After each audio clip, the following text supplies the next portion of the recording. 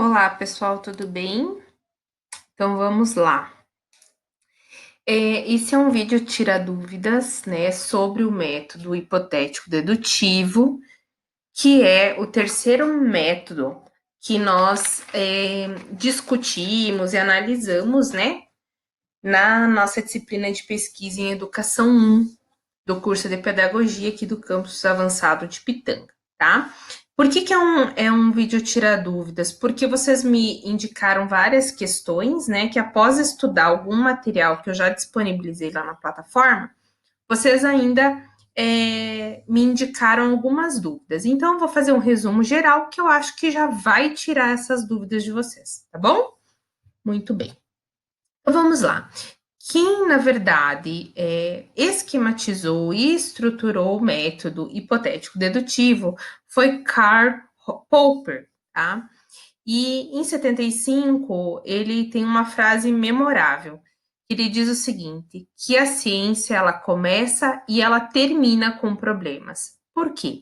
Porque qualquer problema, qualquer pesquisa, né? Aliás, qualquer pesquisa que nós formos realizar, ela tem que iniciar com um problema desse nosso objeto, né? Relacionado ao nosso objeto de pesquisa. E ela vai terminar também com um problema. Mas como assim, prof? Como vai terminar com mais um problema?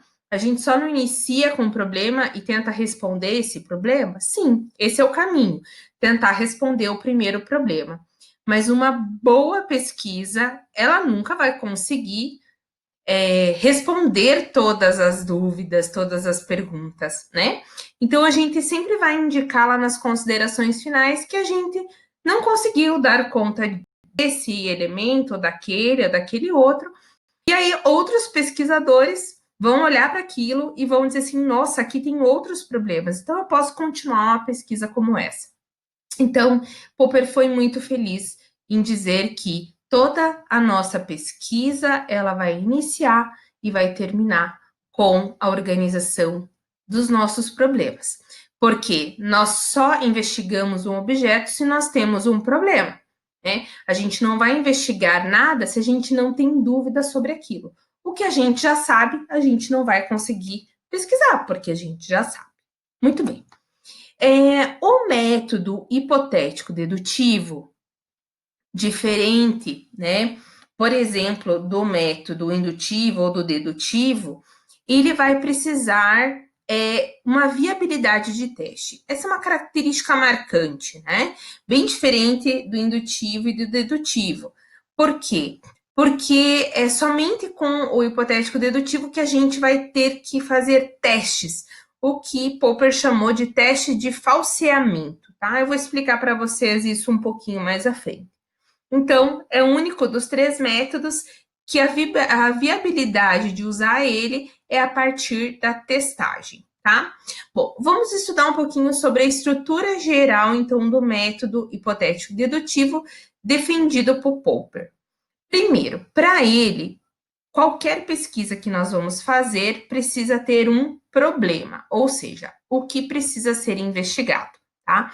Então, a gente não vai falar sobre o lúdico na educação infantil se a gente não tem um problema de pesquisa, né?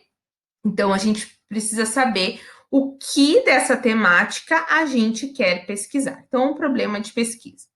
Logo depois, para Popper, a partir do problema, a gente vai indicar hipóteses. Que são hipóteses para ele? São certas conjecturas, então, são conjecturas que vão nos ajudar a buscar responder esse nosso problema de pesquisa. E deve ser possível de solução, claro, né? O item 3 ele diz assim: para que o problema de pesquisa, então, seja respondido, nós precisamos fazer um teste de falseamento dessas hipóteses, ou seja, dessas conjecturas que nós indicamos, tá? E o que é esse teste de falseamento? Vamos dizer, prof, mas teste de falsear uma hipótese, tentar tornar essa hipótese falsa? Isso mesmo, tá? Primeiro, a gente não vai tentar dizer que as nossas hipóteses estão corretas, a gente vai tentar falsear elas, negar as hipóteses. E depois vocês vão ver que depois de tentar negar e elas sobreviverem a esse teste de falseamento, elas vão ser verdadeiras, elas vão então nos ajudar a responder o nosso problema de pesquisa. E eu coloquei um quarto item que seriam as conclusões gerais, parciais ou temporárias dessa pesquisa, ou seja, a resposta ao problema, tá? Então, esse foi o esquema organizado por Popper para dinamizar, né, para deixar claro para nós como funciona o método hipotético dedutivo. E, basicamente, as nossas pesquisas em educação, elas estão centralizadas nesses 4 itens, tá?